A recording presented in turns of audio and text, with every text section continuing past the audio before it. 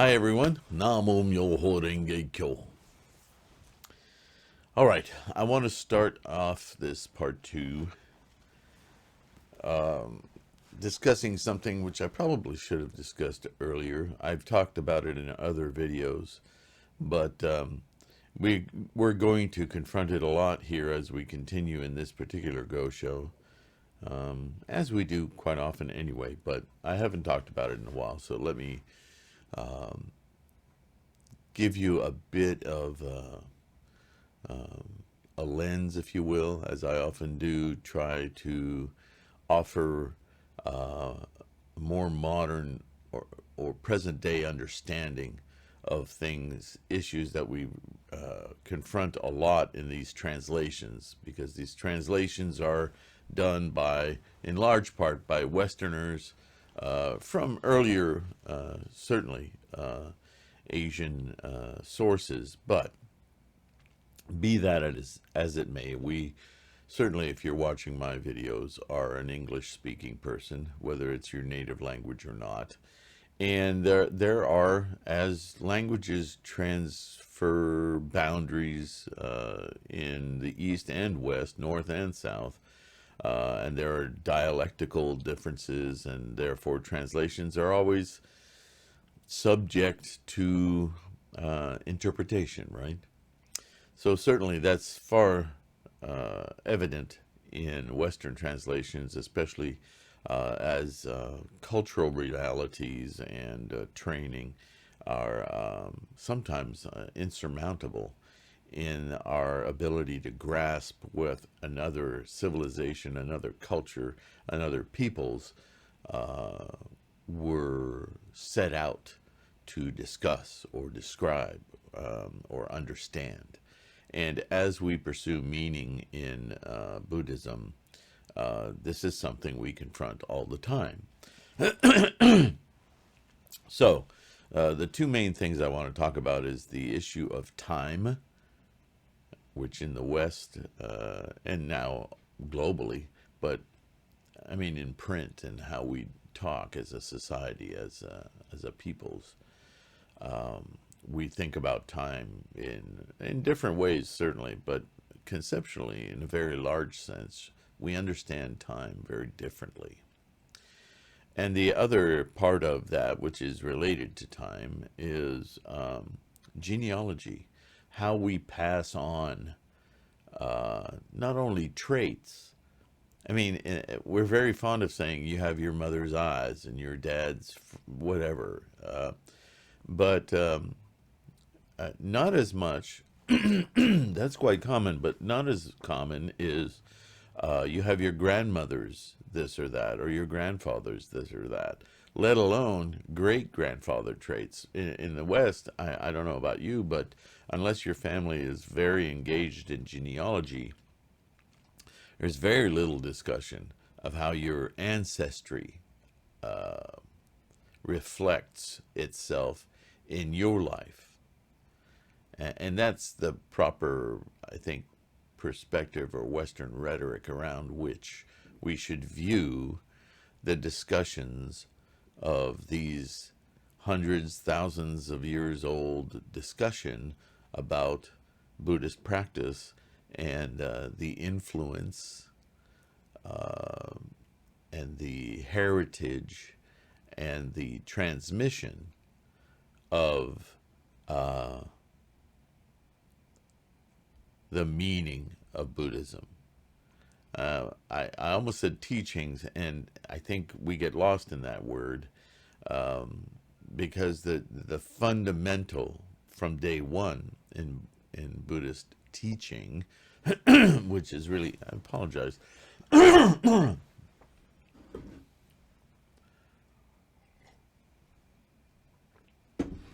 or as I often say, the self-learning of Buddhism, is this idea of homage,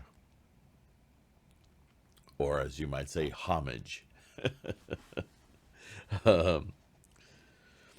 So, as it pertains to Buddhism, to clarify, if you're not following me so far, this idea of previous existences or future existences, or in a more direct sense, as we'll touch on that in this Gosho, we already have, but also the idea of seeds and harvest.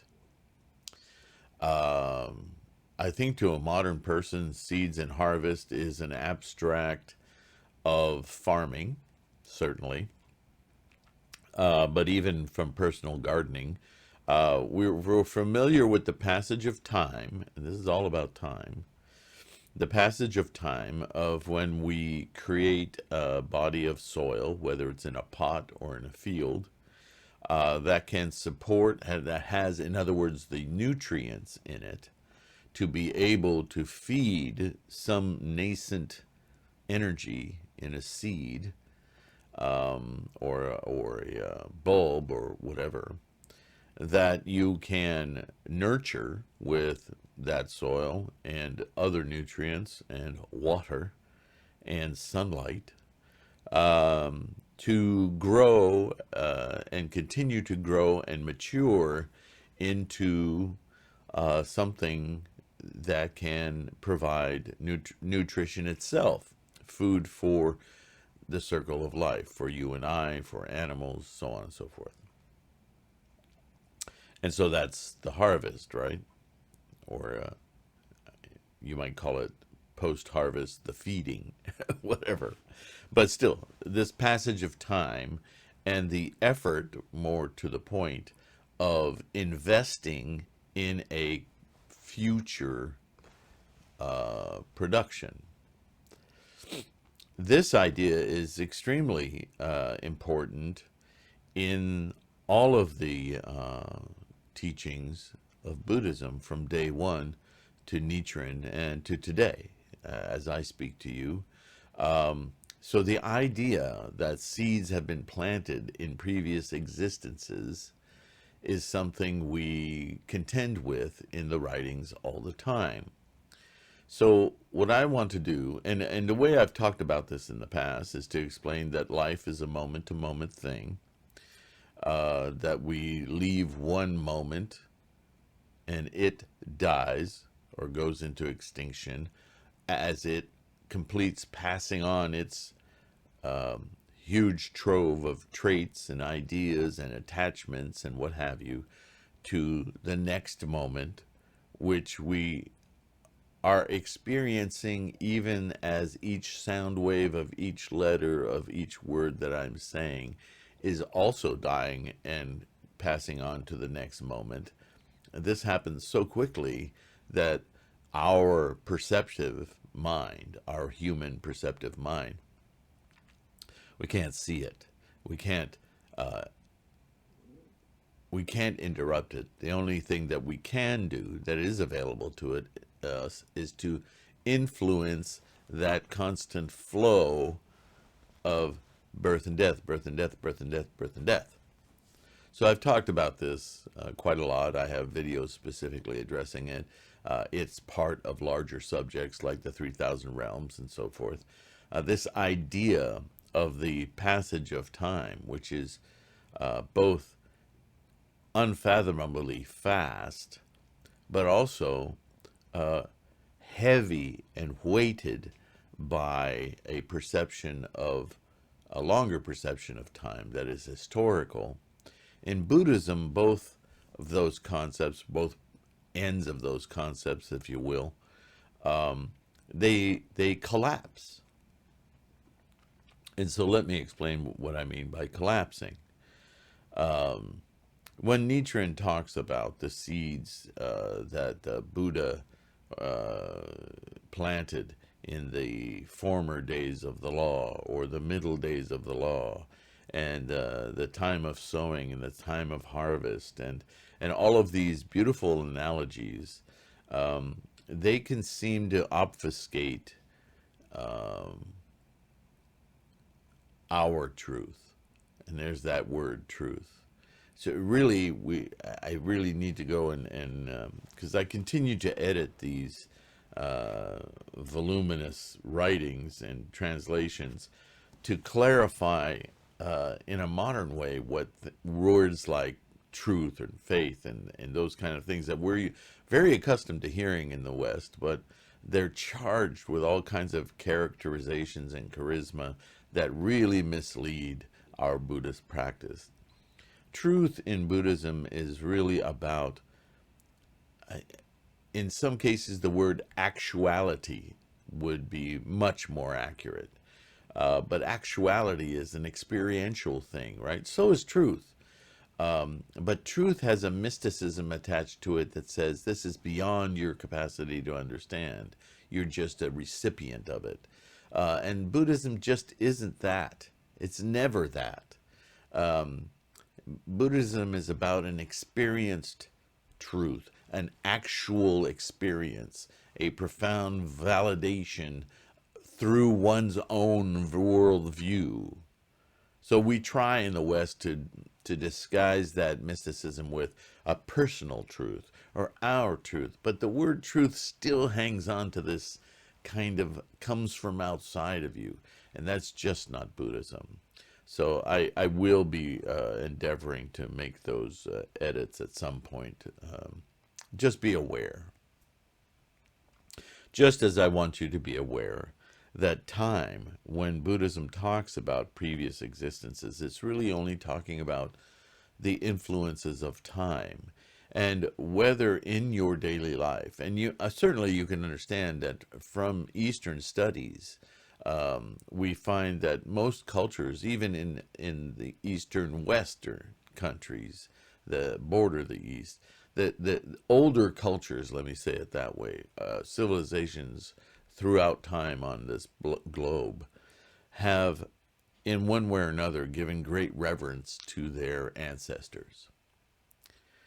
Now, though you may feel some abstract indebtedness or connection to your ancestry, in the West today, it's really about like our DNA, like the peoples of Africa spreading throughout the continent and the migrations of peoples throughout the world. And we see that, but we're not really personally connected to it. In Buddhism, you're dealing with cultures that are very personally connected to it, pay homage to it.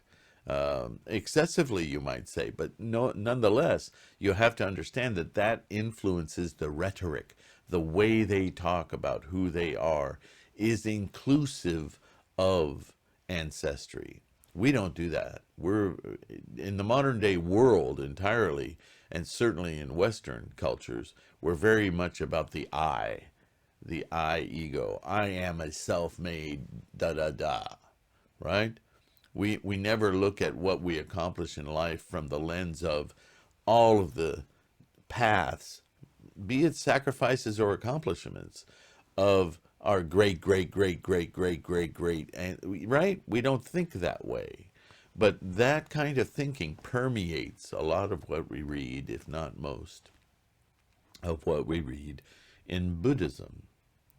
And so from that kind of lens, that kind of interpretation of this life moment, comes the idea of previous existence. Because in some shape or form, my platform, my way of being, my way of speaking to you comes from ancestry that goes back through France, England, Europe entirely, Asia, Middle Eastern, whatever, all the way back to Mother Africa, right? So that's a very strange concept for Westerners to integrate into our daily thinking. We can talk about it, and it can be a moment of fascination and go, wow, I wonder where this came from. But it's not in our daily logical thoughts, right?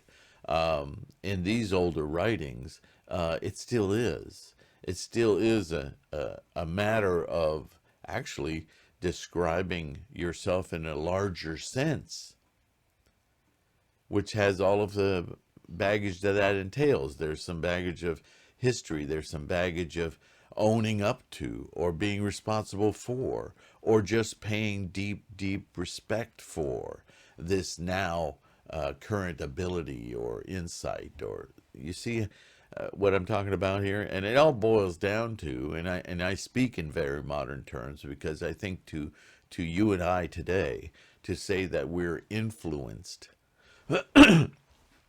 is a shorthand, but an effective shorthand, because you and I understand influence, right? To whatever degree, we understand that we're influenced by our own actions and thoughts and things that we assimilate over time. Certainly, I can come up with very rudimentary examples that, when you burn yourself, you inform yourself and you influence yourself to guard yourself against a future activity that will inevitably end up inflicting this same pain, right? That's very rudimentary. But in another way, a lot of what forms not just our opinions, but the way that we form our opinions comes from character traits developed that we can identify within our own relations, our own near field, if you will, in time terms. Relations through our parents or brothers and sisters or teachers, or books that we've read, where we've made categorical changes in our perspective. And that's all influence, right? So, I hope that makes this a little less foggy to try to negotiate the rhetoric in here. But stay aware that's what this rhetoric revolves around. It's not actually that I lived 10,000 years ago and the actions I took then influenced the way I am now. But in a sense, biologically, I cannot deny that the very molecules of my body follow a birth, an actual physical birth, a samsaric birth and death, all the way back through tens of thousands of years of ancestry. How those influence me are basically the fact that I'm here today in this society, in this time. How deeply they inform the way I think, I don't know. I can only create an aura about that. But that has the potential negative of taking me away from experiencing this moment as real and within my my function at this point to be.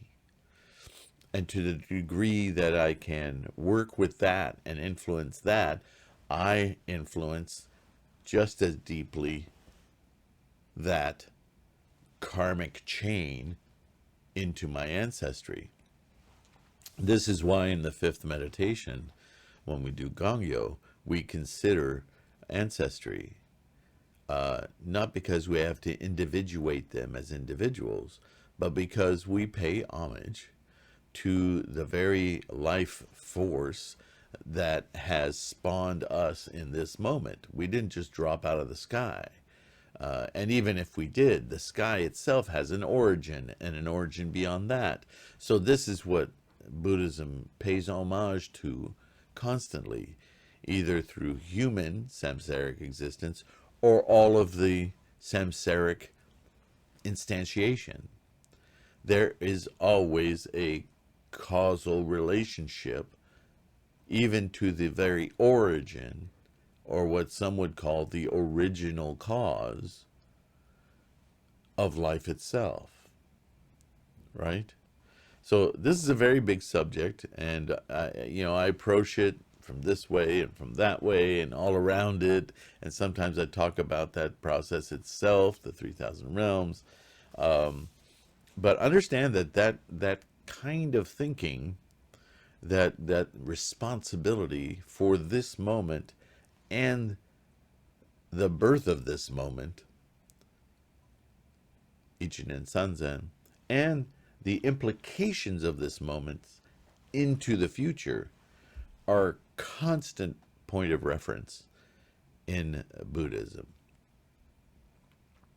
And actually, I would, you know, I hate using this term because it's so much overused and misused in modern society. But from this point of view is what comes the idea of mindfulness. Because what we are trying to be mindful of is that very thing, that each and every moment is in itself incredibly precious, as not only whatever came before it to influence its current state, but the influence that we put on that and the onus we put on that singular moment we are now just traveling through to influence it in a positive, life-giving, human way toward the Buddha way into the future. The onus of that is immense, because you can't think of yourself uniquely without considering the entirety of everything that exists. This, to come at it from a different way, it suggests the oneness of Buddhist thought. That oneness is far more expansive than you can imagine in your own oneness. In fact, that your own oneness is the samsaric delusion that is the primary attachment that distances us from our Buddha nature.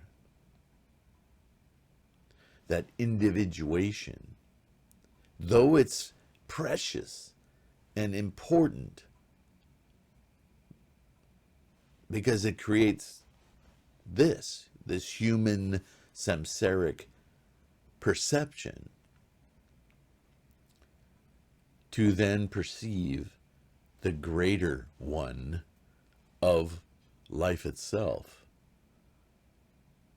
is far more expansive than we can conceptualize in our one moment of existence. And yet, we are a result of it, as well as an influence to it going forward. Time.